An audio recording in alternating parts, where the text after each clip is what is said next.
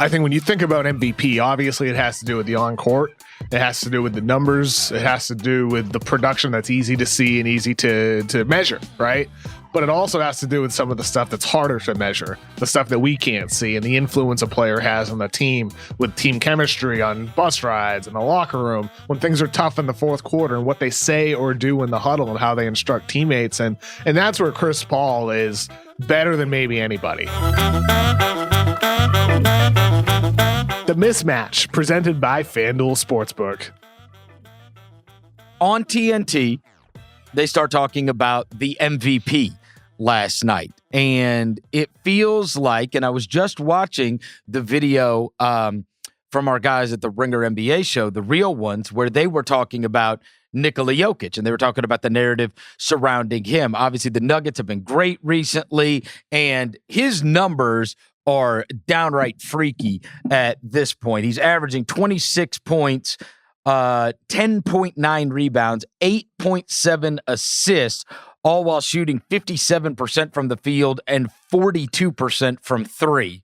86% from the line also for that number. But the Jokic numbers are crazy, and Barkley installs Chris Paul into the mix last night. And obviously this has been talked about in the past. Like about a month ago, we talked about what Phoenix's record was, and I said that, look, Paul or Booker, one of them is going to start to get some talk. Yeah. Same with the Utah guys, because there has been a standard over the course of the last how many ever decades you want to go back, that typically the guy who wins is on the first place team or the second place team in either conference, or they have had this just crazy historical anomaly season like what Westbrook did a couple years ago. And there's a lot of people that argue with Westbrook winning that year. But he was an extreme outlier. Typically, you've got to come from one of the teams that has the best records.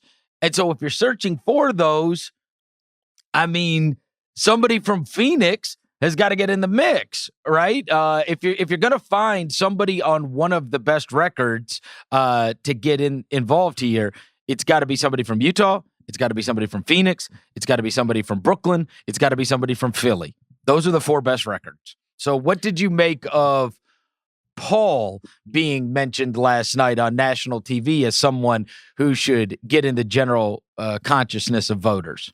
Yeah. I mean, I think with Chris Paul, he deserves to at least be in the conversation for the top five.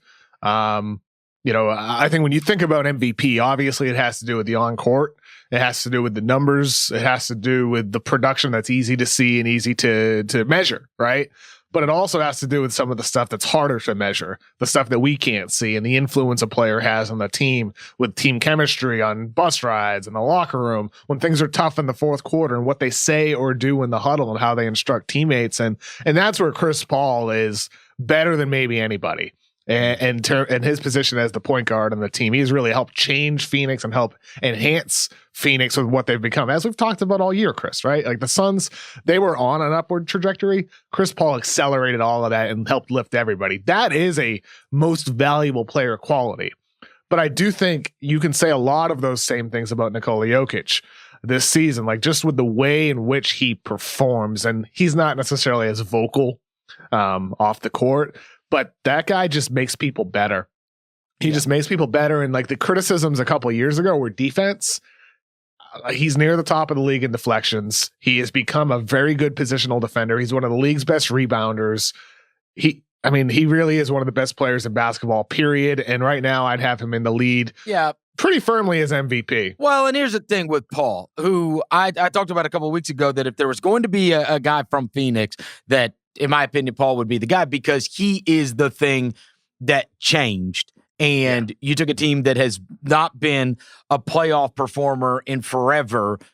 Now you look up and they are in second place. So what changed? And it is obviously the most noticeable thing that changed. But I also have an awareness. You got to have the numbers. Like, that's what the MVP is, right? Like, in the end, you've got to have the numbers. And Paul doesn't have extreme numbers. If you lined up his numbers versus 16 a lot of people, points a game. Yeah, nobody is looking. Yeah. And look, we can do the whole, he changed the entire culture. And I would argue, of course, that should be a big part of, it should be taken into consideration. If we are going to have the discussion of who is truly the most valuable player to their team, but that's not, like, we change the definition every year dependent upon.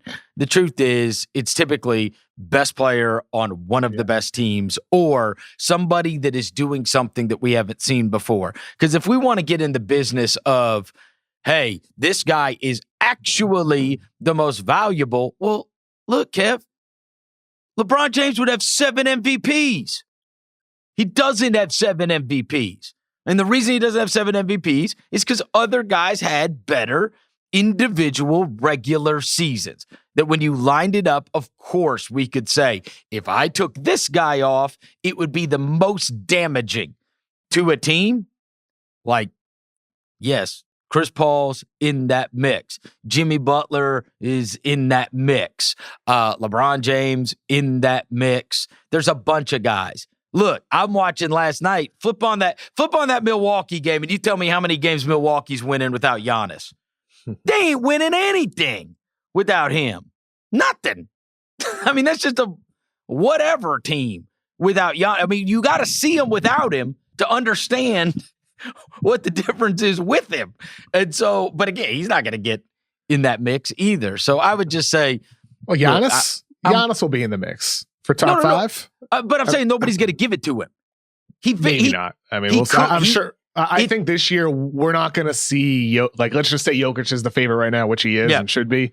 I don't necessarily think he's going to get over 90% of the vote for number 1. I think they're going to see a handful of different guys. You're going to see some Dame votes. You're going to see some, you might even still see like an Embiid or a LeBron vote despite the games missed. It wouldn't shock me one bit. No. All I'm saying is Giannis is not, he'll get votes, but they're not going to give him the award. He's not going to be a back-to-back-to-back winner. I would be shocked if he won. I'd be shocked. What would have to happen is, I mean, like, I don't even like to say it, but if Jokic were to miss some time, like Embiid missed time, like LeBron missed time, if that were to happen next over the next month, they'd still find somebody else. You think it would move to Damian Lillard or Harden or whoever. Harden, somebody else? Somebody else. But so all I'm saying is, is that right though? Is that okay? I don't think that's okay. If Giannis deserves to win it, he deserves to win it. Well, look, if I do think, much like the Paul thing, that if you want to have the discussion, if I took this guy off the team, it would be the most devastating to that team. I mean, I think you got a really good argument with Giannis. That the difference in that team with and without him might be as severe as any other team. Obviously, the Paul thing falls in there. LeBron, we're seeing, right? That's going to fall in there, a team with and without LeBron. But I just don't think that Giannis had these historic seasons, and now after it fizzled in the postseason, it's going to be a little bit before he starts getting most valuable player votes again. But every MVP case is falling apart. Jokic might be the last man standing. It was Embiid. And then we got there was a real LeBron push. And then we lost him. And then there was a real Harden push. And now we've lost him.